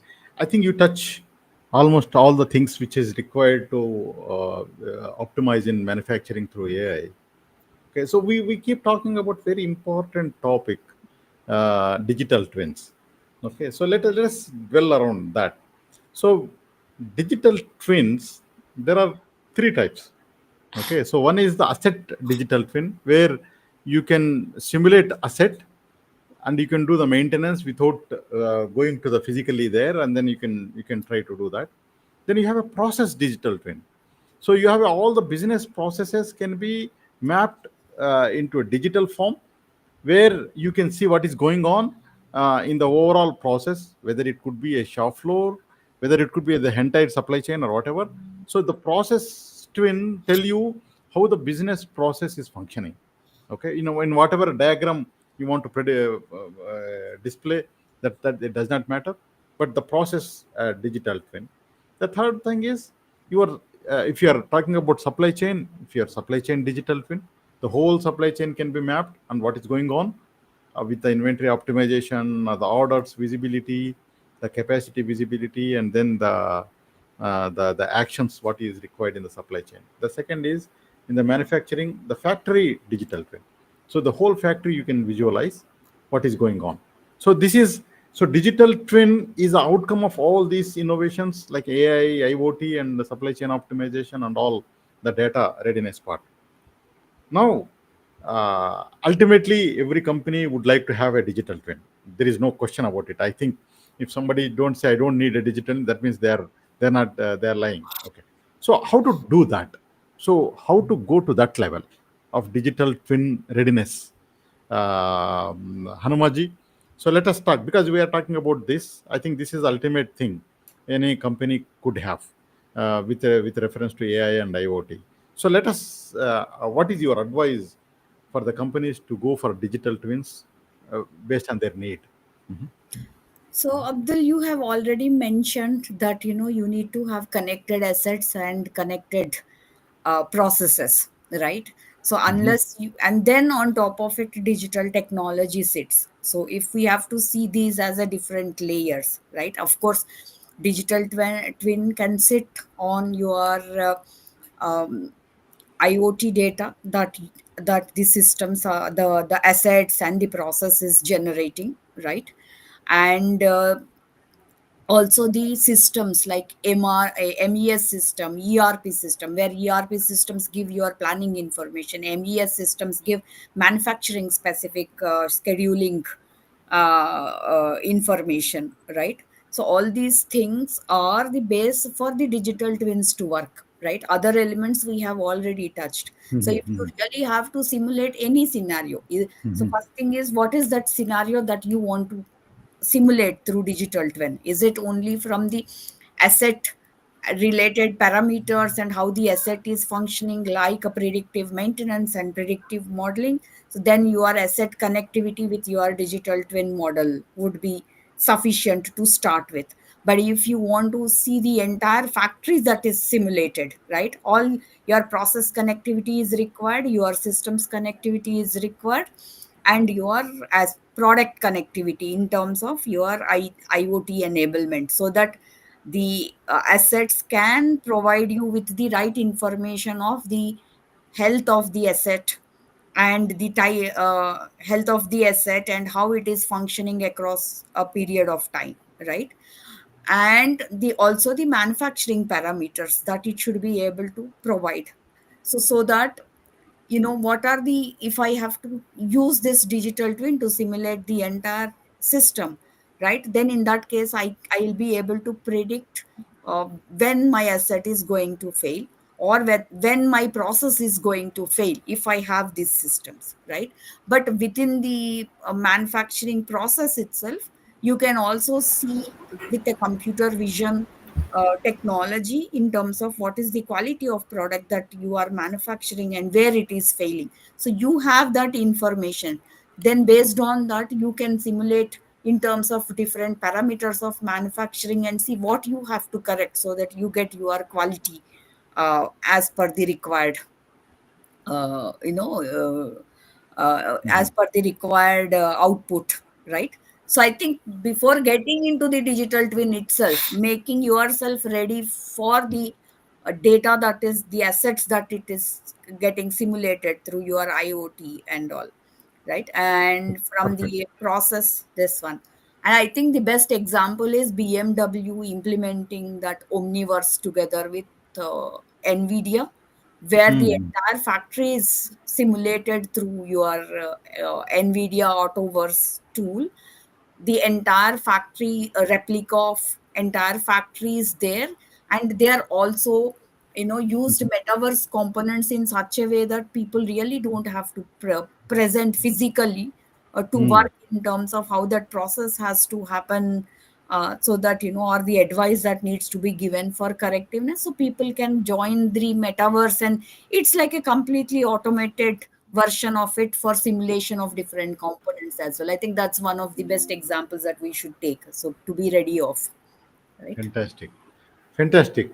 So basically, you need to have all the infrastructure systems in place, your processes, and then you build digital twin so that you get the benefit of the Correct. technology, and then the process, and then the people of it. So Rishabh, I think you are trying to do that. Okay, so do you want to? You are in this journey of building digital twins in your company at the moment, and also going forward. So, what is your take for the manufacturing optimization through AI? So, what is your the overall process visibility? Yeah. Mhm. So not exactly the digital twins, because digital twins is a journey. It's a long term, and we are way Long term. behind it. It's a Mhm. we are very way behind to achieve this digital twins. But Mhm. somehow we are starting this journey. So in a journey, there are basic steps are required in the manufacturing, like MES kind of setup is required, SCADA is required. So at least we can have a single source of truth about all the machines data, and we can able to control all Mhm. these machines. Mhm. After that, we can once we have a readiness of this, and we have a complete control of movement of the data, how the data is moving, and we can at least give that we have a control of all the setups are there in the manufacturing floor. So post that, we can think about that this digital twins, and and it's again depending on the kind of process we are doing. So in some cases, human presence are definitely is required. In some cases, we can move these processes in a digital twins also, and we can able to manage centrally, and we can able to control in a such a way. Perfect. Very nicely said. I think this is the way forward. Now let us. We have questions, but we'll leave some 15 minutes question for that. So let us take one of which is one of the most important thing, our important topic. Now, what is okay? So we talk about very nicely about the IoTs. We talk about the systems and everything. Now, how a mid-size organization or a large organization, how they can embark into the AI journey? So what is your advice? Okay, so how you want to initiate the journey? So let us talk 10 minutes in that. Okay, then we'll take up the questions. We leave some good time for the questions. Okay, so Milanji, how can we embark into the AI journey? What is your advice for the companies and the CEOs? Okay, how to take up their adoption, AI adoption? What is your advice in a more the management point of view? Yeah. Hmm. Yeah, so again, I say very companies have to adopt a pragmatic approach or pragmatic roadmap to implementation. Yeah, and with an agile approach also, from pilot to autonomous network. Like implementing AI supply chain will be like a gradual journey rather than a sudden overhaul. Yeah, company should approach it in phase manner, by learning and building capabilities as when they are passing through a journey, or they are going towards the milestone. So what I feel, okay, first and basic step is establish a solid foundation of data. Yeah, they have Yeah. their ERP system or Excel based or any tools they are using. Yeah, so integrate data instead of in silos, by creating instead of silos, creating a real time data infrastructures. Yeah, for that, and ensure that data quality and visibility upfront to support AI driven decision making is important. And remove the drunk data. Like I why I use the drunk data, because when we are driving the car, we never allow driver should be drunk, because accident can help happen. So in that manner also, in our organization there are many drunk data which is not required, so we have to filter the data also. And we have to ensure our dashboard or our foundation for data must be very robust and very clean and accurate. The second step would be implement targeted AI pilot projects. As I said Right. earlier, no need for multiple tools to be implemented, or no need for whole business functions to be acquired or immediately do. Instead of that, have a pilot project of approach. Take one or two steps, whether in supply chain also, whether in logistics side or a demand planning side. Just define one or two areas and very two high impact functions where AI can drive quick wins, like warehouse optimization or a demand forecasting, and introduce that AI agent with a specific role to connect that existing system and keep the scope Hmm. focus. Yeah, keep all your humans within that functions in a loop to validate outcomes and build trust, because that is also important. Yeah, the goal is to demonstrate measurable value early, setting up the stage to a broader rollout and execute buying. Yeah. So then third is your modular AI approach or augmentation across all the functions. So after a successful pilot, expand it to other functions as a one agent at a time. Yeah, like starting with those from procurement, logistic, Hmm. or a manufacturing scheduling. Each begin with each advisory model, evaluate impact, and then the shift to automated actions. So those are the things which we need to implement. And the finally we have to develop the overall coordination layers like orchestration. Yeah, once the multiple agents are in place, implement a central orchestration or model where via through control tower agent or a shared messaging system kind of thing, so that we define a common communication protocol or a support system which will help all the agents in the this step unifies the agents in the cohesiveness and responsive manner. And then the scale up and institutionalization of the organization, and finally continuous learning and improvement. That is important, most important. It is not like that okay, when we define one tool or one AI, then we can finalize okay, no learning is required. But after a full development Yeah. deployment journey also, that we should not stop, the journey Stop. should not stop. As a business environment and AI capabilities evolve, we must learn, unlearn, and relearn kind of thing. That we keep organization running. Perfect, sir. Yeah. I think very nicely said. So we need to have a clear data strategy in place, uh, quality data. Then you have a pilot to run.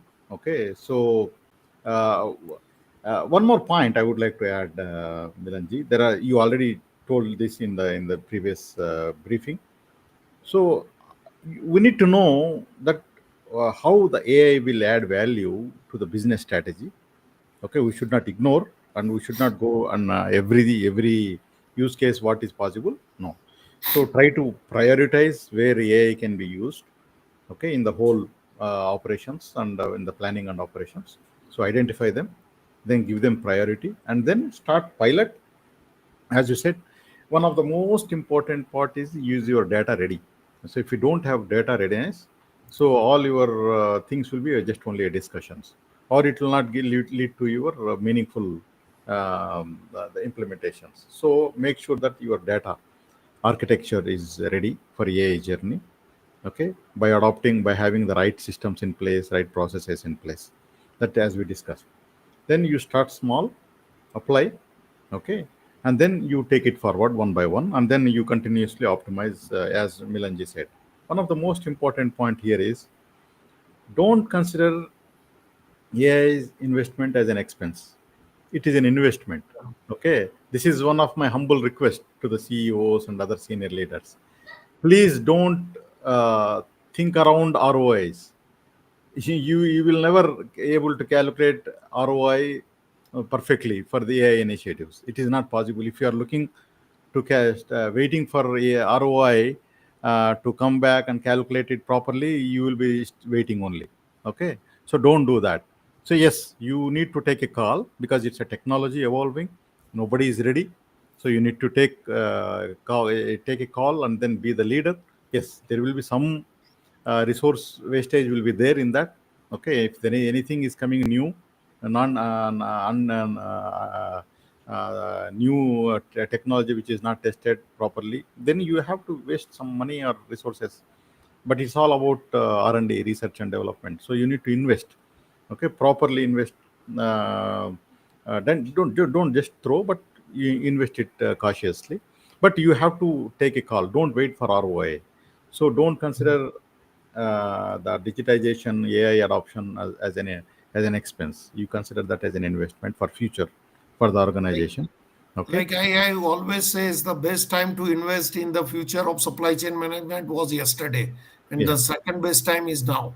No, yes, exactly. So, And with this technology, it is no, you must do it. So if you don't do it now, you will be in a very difficult situation in a year or two. Okay, this yeah. is the right time. You have to everybody take action. So Hanumaji, so based on your experience and all, so how is that? What is your advice to the leaders to do that, so that we'll take another few questions and then we'll do that. Yeah. So what is your advice to the leaders to step into this? Mhm. Yeah, so I think all the points are already covered by you and Milan. But I just will summarize. So whatever your business strategy is, have your AI strategy. Don't see it as a quick program to gain benefits, but you have your proper AI strategy in such a way that you reap your desired benefits in a period of time. It's not like a quick win kind of a thing. So you start with your AI strategy, then go for identifying few areas. Maybe you take a whichever is the uh, important process, primarily order to cash or an order to customer service or procure to pay would be suitable candidates to start your pilots with, because customer service and order management is one of the prime area where multiple use cases are there where you can derive benefits. So pick up 2 3 use cases to create the pilots, do one pilot, uh, derive the value so that you gain the confidence in terms of that technology is working for you and it is deriving benefits for you, and then you scale up for the use cases within the same process so that you can seamlessly do, or you can have a AI factory setup model so that within a period of certain time your AI pilots itself, whatever the benefits that you have derived starts funding your AI program. You don't have to take cost out of your own organization to feed in. So I think these are the two ways, but this is how the CIOs and CTOs should look at the AI programs. It's like a program, it's like a journey, not Mhm. like one point that I do it and I derive my benefits. Mhm. So thank you, madam. Very nice. Rishabh ji, yeah. So how do you that embark into this journey, AI journey, and also that, of course, it's a part of digitization. So what is your advice for the organizations to step in, okay, and then start evolving into this? It's a program, as very nicely said, Hanumaji. Yeah. Mhm. Mhm. So, like most Hanumanaji said, Milanji and you have both has initially covered all the facts, all the points are already covered. So, only I want to add just one or two point like awareness sessions, awareness trainings Mm. of the AI. It's we need to conduct in an organization for the all uh, we can target all the users, or we have to target few of the users who are Mhm. the right fitment for the embark this journey or start this journey or the because AI is not the project, it's a purely a journey. So we need to identify some soldiers in our organization Yeah. who will drive the complete show. And in this Gen AI area, we have to arrange a sessions or conduct a training for the prompt engineering also to the users, because this is again the another way there with the help of these people can use the AI properly, and they can give the right productivity and output to the business. Excellent. Excellent. So fantastic. So select some key people who are the change leaders in the company or something, and then we educate them. Okay, as a first layer, and then you adopt everybody for the change. That's a good idea to take up, and it should start from the CEO. Okay, it's the CEO and the first level, so they must understand the change requirement. So we have another 14 minutes, 14, 15 minutes. Let us take up questions now. Okay, and then let us try to conclude and then final thoughts at the end. So next 10 minutes, let us take up some questions. Jyoti, if you are able to hear me, just can you post those questions? Yeah. So Mr. Yusuf Al Bunyan, so how do we ensure procurement decisions are fully aligned with the organizational strategy and not just short-term cost savings? Yeah. So, Hanimaji, would you like to take up this question?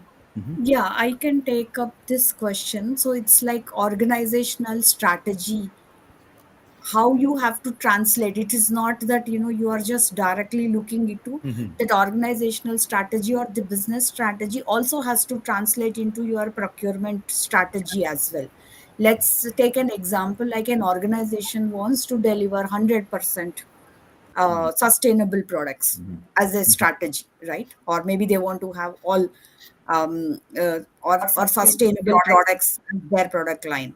So what you need to do, your procurement strategy has to be aligned to that you procure sustainable materials. It's not that I buy materials that are relevant for the product, but I also need to check their sustainability, carbon footprint, where they are coming from.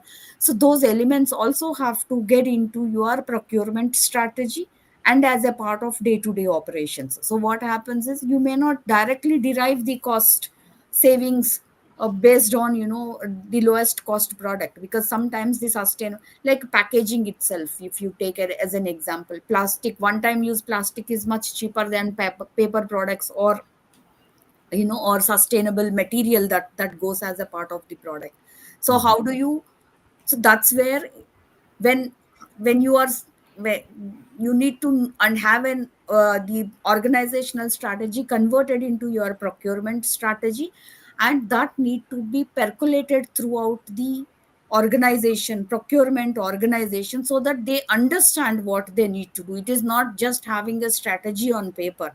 So they need to be trained in such a way that what is the target for them as a part of the procurement strategy. So if the sustainability is one of the key parameters, how it has to percolate throughout the process in terms of supplier selection, in terms of a procurement, in terms of the product development. So I think, so your procurement strategy or a procurement uh, uh, uh, decisions have to be aligned to business strategy.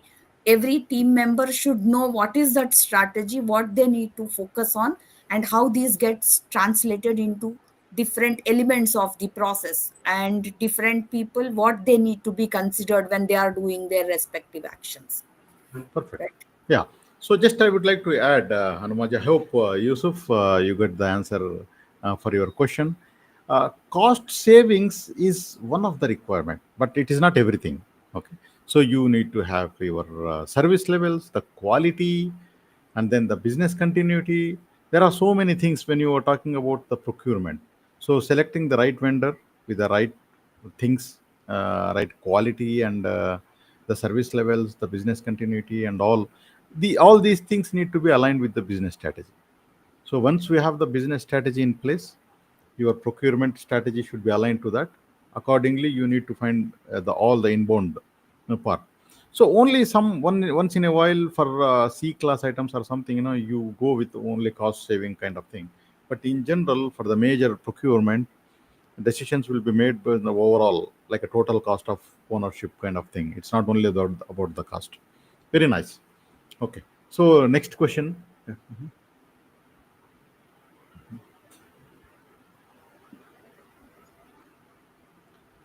So, how do you balance urgent demand spikes with long-term supply relationships and contracts? Milanji, I think you can talk about this very nicely. Yeah. Mhm. So again, this question impacts or reflects two, three aspects of the supply chain. One is your how your supplier relationship management is this. Yeah.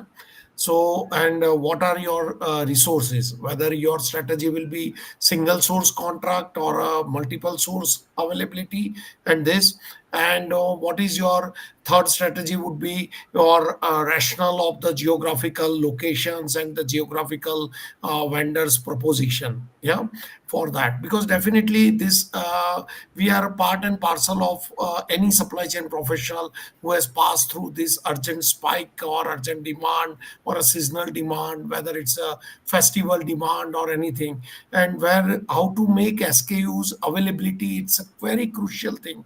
So one is adoption of the AI tools, which will help you to make the predictive analysis. Any disruption will happen in the demand side as well as the supply side, so that procurement buyer or a supply procurement manager is available for to mitigate those kind of risk and availability. Then second is your supplier relationship and your strategy for that supplier. Okay, how to minimum stocks at their end and how to reduce the lead time for that the supplier side. And the third one is your geographical location base, whether it's a your multi-plant manufacturing facility, so that in one plant that demand is not more, and you capture the SKUs across the storage locations, and then you can fulfill that demand for that hub or specific. Like let's say, in many times we have seen in summer sunscreen lotion, the demand is very high in that summer season, and at the same time on the other side of the plant or other side of your factory, that demand is not more. So how you put your SKUs based on the demand in where your minimum SKU inventory optimization strategies or process, that help us. So again, there is no one answer kind of thing. Yeah. It's some Mhm. major parameters, and what are your strategies. One strategy will also not help, and how your relations with your supplier, which will altogether help us to fulfill those sudden spikes and sudden demands. Yep. Maybe just to add a point there, one is all this strategy and all, but trust and transparency building with the strategic suppliers is also one of the key elements. And how you are building the trust and transparency plays a major role. It is both a coordinated understanding why these demand spikes Yeah. happen and Mhm. how often that is happening and how it is impacting your supplier. If you understand those things on both sides, I think these kind of hiccups can be easily Yep. handled. Yeah. So just to add, very nice, Milanji and Hanumanji, very nice. I would like to just add all these uncertainties, the demand uncertainty will be definitely after all these setup. So you will have uncertainties. So you have to do manage them through the safety stocks or safety lead times. Okay, and here the AI plays a key role to define to calculate safety stocks.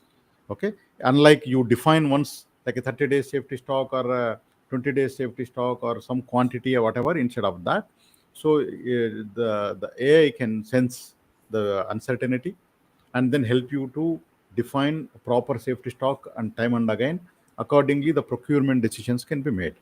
So the safety lead time can be calculated by all your historical data and all project based on your supplier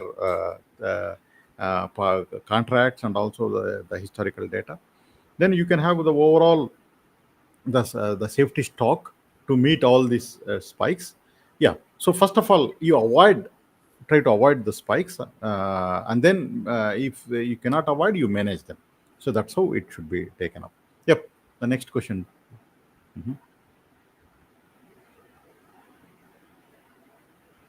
How do we see AI helping manufacturers strike a balance, making operations more efficient while also cutting waste and reducing emissions?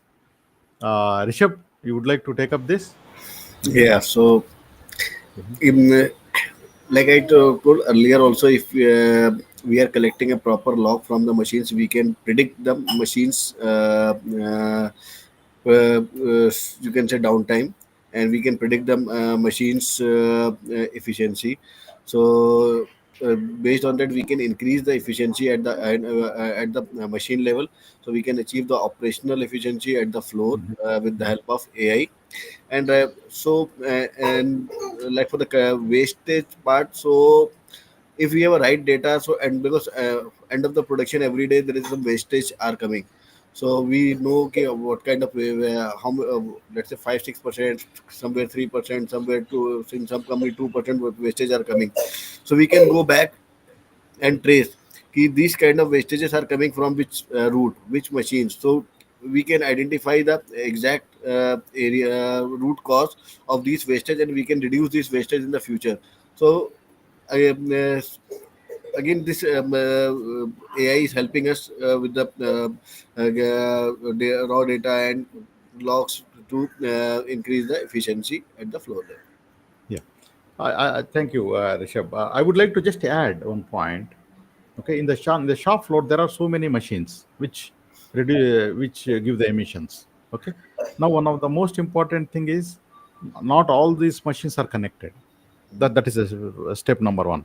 If you are able to connect the data and if you are getting the emission data from your machines, that is great. Like, using a protocols like OPC, UA, or whatever. So you capture them, okay, and then consolidate all of those emissions. Then you can not only manage production operations, you also can control the ESG things, ESG requirements.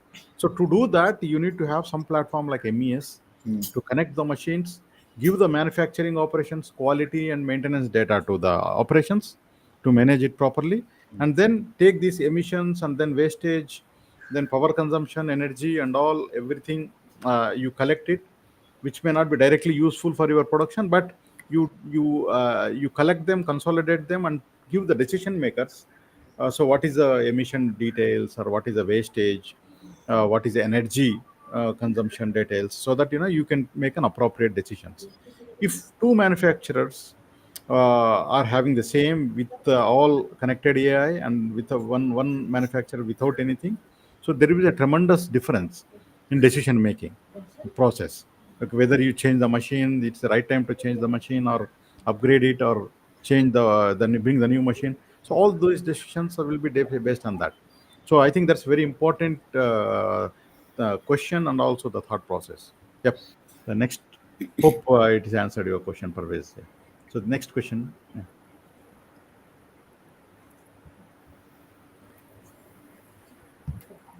Yep. Next question, please.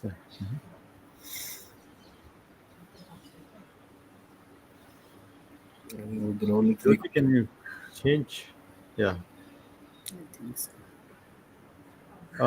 Its question is not getting changed, but let me look into the. Uh, so AI is at Jyoti. If you are able to hear me, just can you change the question? Mhm. Okay. So let me post that question. Okay. Okay. So AI is transforming supply chains from cost centers into customer centric growth drivers. Okay. So with so this is, yeah, we will take up this question and take up Parvez question next. Okay. So how can we ensure that we increase recycling efficiency to promote sustainability? Okay. However, much we see more energy being used during the transport, for example, and can we incorporate AI? Okay. So I think so recycling efficiency to promote sustainability. Okay, so it's again to first thing if you want to if you want to incorporate AI here, so you need to capture the data. Okay, yes, AI can be used tremendously to compare the benchmarks and also fix the process for you to identify them, and then identify the inefficiencies and then recommend you to optimize. Okay, so AI can play a very major role here. First thing is you need to capture right data at the right time, and then give this to AI model. Then AI model can do the rest, calculate it and advise it what to do. Okay, and AI definitely can play a major role here. Okay, so it all drill down to your data capturing and adopting the AI model. Yes, definitely it can be done. Mhm. So maybe I can just add network Yeah, optimization is one of the key things that they can true. simulate and look at it.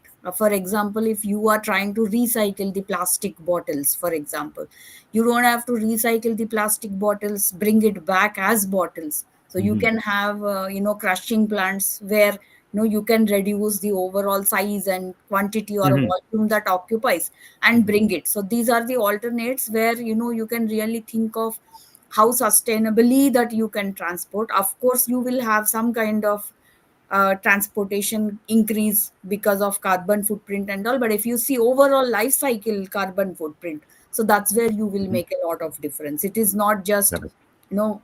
sending the product to the customer, but the Mhm. product, entire product life cycle in terms of disposal, as well as, Mhm. you have to consider end of life product as well if you are Mhm. calculating the carbon emissions. Mhm. And that simulation is what you should do to see how you have to transport it back, right? Perfect. Perfect. So there is one more question. I hope George Ademba has. Did you answer your question? I hope so. Muhammad Parvez Ali, there is another question. AI in demand forecasting is a game changer. No, this is already done. This question is already done. AI in demand forecasting is a game changer. It reduces stockouts and excess inventory while improving customer responsiveness. For me, the real power is shifting. Uh, yeah. So, yeah. Mhm. I think it's just a Yeah, comment. yeah. Just wait here. This question. AI is no longer just about efficiency, it's about resilience. Yes. The real value is predicting disruptions before they happen. That shift from reactive to proactive is a game changer for supply chains. Very true. I think this is what we talk about for last couple of hours. Okay, so it's not about reactiveness. So you have to be proactive. So AI will definitely help you to take decisions proactively, and resilience of the supply chain is the need of the hour. It's not an option anymore because of these all dynamic changes happening across supply chain and globally and locally. So resilient supply chain is very important. Okay, so it's not an option, and AI definitely add value, and we totally agree with you. Yep. Yes, Parvez. Yeah. So any more questions left? Hmm. I think the questions early we had from Pravez Ali. Yeah, this is correct. So AI is transforming supply chains from cost centers to customer-centric growth drivers. That is true. With the predictive insights, companies can improve service levels while keeping costs under control. That's very nice. I think this is a statement that balance is powerful. It's true, totally, we agree. So cost centers, yes, it is. You need a cost centers anyways, but at the same time, you need to look for an opportunities to customer centric growth. So totally agreed. I think we have a few minutes left. We already 4 minutes done with the program. So let us if there is any questions, we'll take it up at the end. But let us uh, try to conclude the session by key takeaways from each one of the panel. So, Rishabh, we can start with you. So, what is maybe one or two recommendations you you advise for the participants so that they can go happily and do adoption So, in a summary, for AI. in a one line, if I'll say, so choose the right product in right place and right time. This will give a right benefit and cost control also. Mhm. Yeah, but from the AI point of view, what is it your advice to them? Okay, For that is AI on point of business view, side. Mhm. choose the right use cases in the organization and start a POC or a project and get a right result and start leveraging the you can say AI benefits. Okay, so find out right use cases and then do it properly. That's a takeaway. So Milanji, what is your key takeaways for the participants? See, I just say only one, like a few lines. Like for supply chain leaders, the future belongs to autonomous agents or agentic AI that can sense, decide, and act in real time. So the sooner you start experimenting, the faster you build competitive resilience. Yeah. So agentic AI transform supply chain from reactive system to intelligent and autonomous network. So go for it and have a courage to jump. Like I always say, there is a one penguin story where many penguins are walking so miles and together to reach an iceberg. Yeah, Iceberg. Huh? hungry penguins stand on the iceberg and starting down to the water edge, waiting to jump, but fearful of being eaten by seal. So they stand together and watch the first penguin jump. And if the first one does not get eaten, they will slowly jump themselves. So this is even though the penguins are starving and the only food source is in the water. So today, 2 out of 3 companies feel that their current technology solutions are not equal to the challenges of the current environment. But will they jump? Will they test for new approaches? So my only say, have a courage, have a jump, Good jump. and go for it. Fantastic. I think that will do everything. So with the moment you jump, you know what to do. Everything. Hanumaji. So your key Yeah. takeaways to the participants. So my key takeaways is that AI is not a pointed solution. AI transformation is a journey. So if you have to start the journey, you have to know all companies are not at the same maturity level. So assess your readiness, assess your maturity, assess your readiness, and then it is not a one technology that fits everything. You need to have multiple technologies that serve your purpose. And Milan rightly said, we need to move towards autonomous and intelligent uh, Mhm. supply chains. That's where you need to really assess what technology will help at what part of the component. Like you have a traditional AI like AI analytics, RPA for robotic process automation, then Gen AI more from the communication purpose and creation purposes. Agentic AI is like a game oriented. So you have to have the right technology combination mix, right platform, readiness assessment. And then we already talked about multiple areas that needs to be addressed. I think you need to focus on, and don't try to do right, start small and fail fast, but try to reap the benefits throughout the journey. I think that's what I would conclude with. Fantastic, fantastic point. Let me. My two key takeaways for you is if you want to embark into AI, you need to have your basic systems in place. Don't delay that. The more you delay having a basic the systems in place, the more delay of the whole AI journey.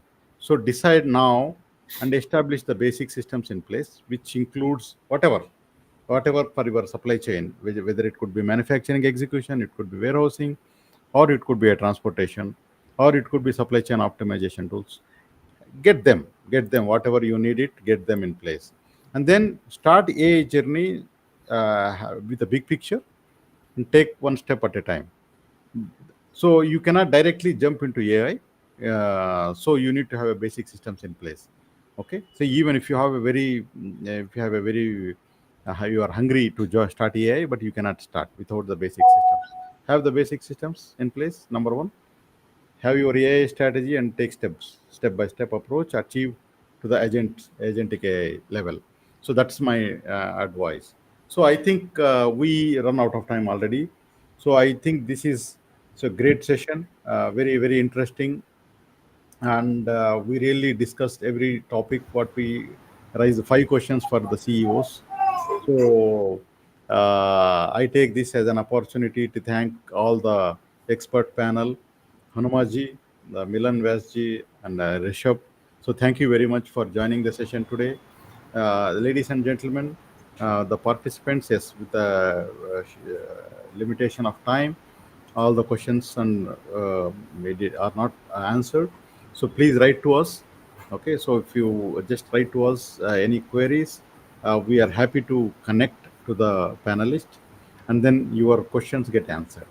Okay, so this I take this as an opportunity to thank one and all, and thank you organizers to make this event successful. Thank you very much. So anything, yeah, please share your from your side, Milanji and Hanuman. Please feel free. Yeah, I Oh, think thanks for the opportunity, and it's a good session, interacting and learning as well. So great. yeah, thank yeah, you. thank you. Thank Thank you. you. Same Thank here. Thank you. you. Thanks for having us. And it's a really insightful and heartily intellectually stimulating discussion. And thanks once again. Great, sir. Thank you. Thank Thanks. you very much. Yeah. Have a Thank you. good time and catch up in the next event. Thank Yeah, you. Thank thank you. you. Thank you. So, yep. Thank you. So, yeah. So good. So, we will catch up in the next talk show or webinar and sometime in couple of weeks. So, stay tuned, all the participants. So thank you very much, ladies Thank and you. Thank you. gentlemen. Thank you very Thank much. you. Bye bye. Thank you. All right.